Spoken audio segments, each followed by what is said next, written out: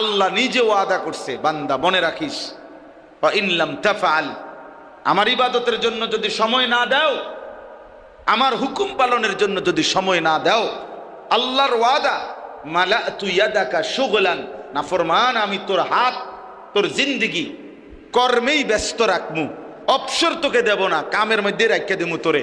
ওয়ালাম আসুদ্দা ফাকরাকা, কিন্তু আমি ওয়াদা দিলাম অভাব দূর করব না, অভাব দূর করব না।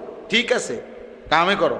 আমার পরিচিত লোক আছে মিয়া, হুজুর এমন কাস্টমার 40 মিনিট ধরে ফেসাবে ধরছে, ফেসাবে ফাইটটা যাইতে আছে, কিন্তু মতনের টাইম নেই।